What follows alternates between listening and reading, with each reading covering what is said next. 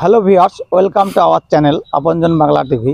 আপনারা যে যেখান থেকে দেখুন না কেন, আপনাদের সকলকে জানাই আমাদের চ্যানেলের পক্ষ থেকে অজস্র অভিনন্দন ও ধন্যবাদ। আমি খোকন আবার একটি সম্পূর্ণ নতুন ভিডিও নিয়ে আপনাদের সম্মুখে উপস্থিত হয়েছি। আজকের ভিডিওতে থাকবে দাদা দাদা তো আমাদের খুবই পরিচিত। তো দাদা একটা জমিতে সে রসুন বসিয়েছে, তার সঙ্গে কিছু আখ বসিয়েছেন। এখানে বেশ কয়েকটি প্রজাতির আখ রয়েছে। আপনারা ভিডিওটি স্কিপ না করে শেষ পর্যন্ত দেখতে থাকবেন। ভিডিওটি অবশ্যই আপনাদের কাছে একটি মূল্যবান ভিডিও হয়ে উঠবে। চলুন এবারে আমরা এই জমির মালিকের সঙ্গে পরিচয় করে দিই। আসসালামু আলাইকুম। ওয়ালাইকুম আসসালাম। আপনি তো দেখছি এখানে একটা জমিতে রসুন বসিয়েছেন, তার সঙ্গে কিছু আখ বসিয়েছেন। এটা কি মাসে বসিয়েছিলেন? এটা বসেছি আপনার কার্তিক মাসে প্রথমে ভালো করে জমিটাকে চাষবাস করার পরে আগে আখ লাগিয়ে দিলাম। আখটা যে দেখছেন আর কি, আখটা ফিলিপাইন ব্ল্যাক সুগার কেন বলে এটাকে, মানে কালো আখ, ফিলিপাইনের কালো আখ। আমি জাস্ট একটা গাছ নিয়েছিলাম, আমি ফিলিপাইনের একটা গাছ নিয়েছিলাম 1900 টাকা দিয়ে। এটা কোথা থেকে সংগ্রহ করেছিলেন? এটা ফিলিপাইন থেকে, অনলাইন থেকে, মানে আমাকে দিয়েছিল আর কি। 1900 টাকা? 1900 টাকা একটা চোখের একটা আখ নিয়েছিলাম 1900 টাকায়। তারপর ভালোভাবে ওকে পরিচর্যা করার পরে মানে আমি জাস্ট ওখান থেকে বেশ কিছু মানে আখ পেয়েছি আর কি। বাড়িতে টেস্টও করেছি, মানে সবাই আমরা মানে টেস্ট করেছি, আর কিছু লাগিয়েছি। জাস্ট এখন আমি মানে অ্যাভেলেবল মার্কেটে দিতে পারবো আর কি, ছাড়তে পারবো। যারা উদ্যোগী আর কি, তারাকে আমি বীজ দিতে পারবো। আর আপনি আচ্ছা, এর মানে ফিলিপাইন আরেকটু বলি আর কি। ফিলিপাইন অ্যাকচুয়ালি আপনার আখের মধ্যে মানে এর যে বিশেষত আর কি, মানে এর চেয়ে মিষ্টি আখ হয় না। আর এটাকে আপনার মানে আঙুল দিয়ে ছাড়াতে হয়, মানে দাঁত লাগে না, আঙুল দিয়ে ছাড়াবে। আর যার একটাও দাঁত না আছে সে আপনার খেতে পারবে, মানে বুড়ো মানুষ বাচ্চা সবাই খেতে পারবে একেবারে।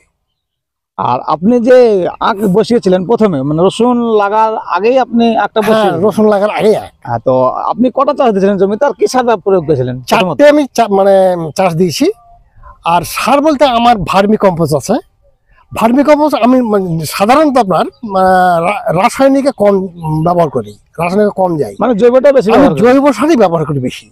আর আপনি কুশোর বসার কতদিন পরে আপনি রসুন বসিয়েছিলেন? মানে কুশোর আজকে বসে কালকে রসুন, মানে তারপরের দিন রসুন।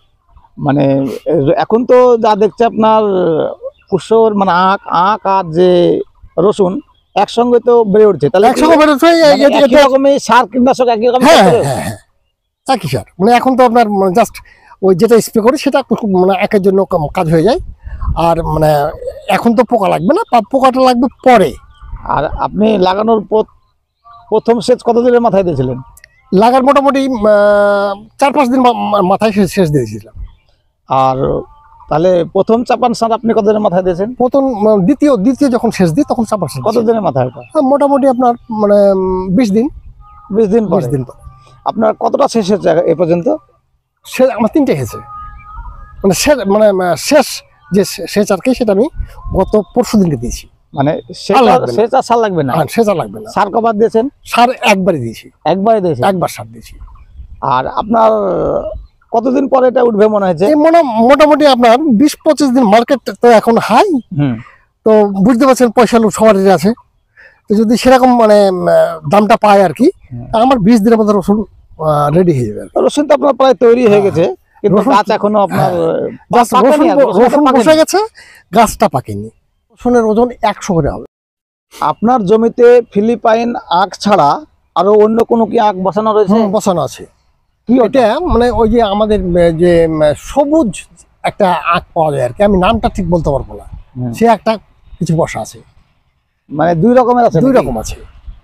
আর আপনি যে রসুন বসিয়েছেন, রসুনের তো দেখছি খুব দারুণ চেহারা, একদম তরতাজা হয়ে আছে। তো এটা কি দেশি না হাইব্রিড? হাইব্রিড। এটা বাংলাদেশ থেকে মানে কালেকশন আর কি। বাংলাদেশ বলছে। তো এটা কিরকম ফলন হয়? এটা মানে জাস্ট আমি তো একবারে মানে সেভাবে মানে চাষে ইনভলভ না, আমি এই রসুনটা বিঘাতে কতটা হয় বলতে পারবো না, তবে আমার যে রসুনটা আছে তাতে মোটামুটি মানে আশেপাশে আপনি এলাকাতে খুঁজে পাবেন না, এত ভালো রসুন। আপনার কতটা জমি বসানো রয়েছে এই এখানে? রসুন মোটামুটি আপনার 14 কাঠা মতো আছে। তো আপনার তো পরিচর্যা প্রায় শেষ, তাহলে 14 কাঠা জমিতে আপনার আনুমানিক আমি মোটামুটি হয়েছে? ভাবছি আমি 10 কুইন্টাল পাবো। খরচ কতটা হয়েছে?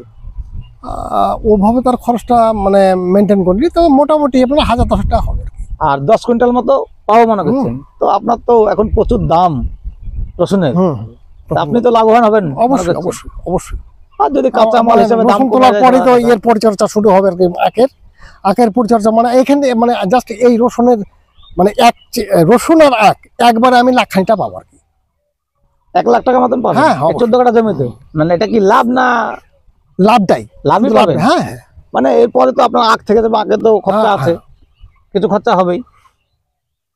এবার আমি জানবো কি সার আপনি দিয়েছিলেন আর কি কীটনাশক ব্যবহার করেন, এটা জানবো। কীটনাশক বলতে আমি সেরকম কীটনাশক ব্যবহার করিনি, জাস্ট নিচে যেটা দিয়েছিলাম দানাদার কীটনাশক যেটা নিচে দিয়েছিলাম সেটাই, আর বোরন আর ফাঙ্গিসাইড। আর প্রথম চাপান সার কি সার দিয়েছিলেন? প্রথমে 10-26 দিয়েছিলাম। আর আপনার 14 কাঠা জমির উপরে কতটা দিয়েছিলেন? টোটালের উপর 10 কিলো। 10 কিলো, মানে 10 14 কাঠা জমিতে 10 কিলো। টোটালের উপর 10 কিলো। তাছাড়া অন্য কোনো সার কোনো দেননি? সার দিইনি। মানে জৈব সার তো আপনার নিচে দেওয়া হয়। আমার নিজস্ব জৈব সার মানে পর্যাপ্ত পরিমাণে দিয়েছিলাম আর কি। দাদা এখানে ফিলিপাইন কুসর, যেটাকে আমরা আখ বলি, তার সঙ্গে রসুন লাগিয়েছেন। তার এই চাষ সম্বন্ধে আমাদের চ্যানেলের সামনে পুঙ্খানুপুঙ্খভাবে জানালেন, সেজন্য দাদাকে আমাদের চ্যানেলের পক্ষ থেকে অজস্র অভিনন্দন ও ধন্যবাদ। আমাদের ভিডিও এই পর্যন্তই। ভিডিওটি যদি ভালো লাগে তবে আপনারা লাইক ও কমেন্ট করবেন, আর যদি ফেসবুক পেজ থেকে দেখেন তাহলে অবশ্যই আমাদের পেজটি ফলো করবেন, আর ইউটিউব চ্যানেল থেকে দেখলে সাবস্ক্রাইব করে বেল আইকন বাজিয়ে দেবেন।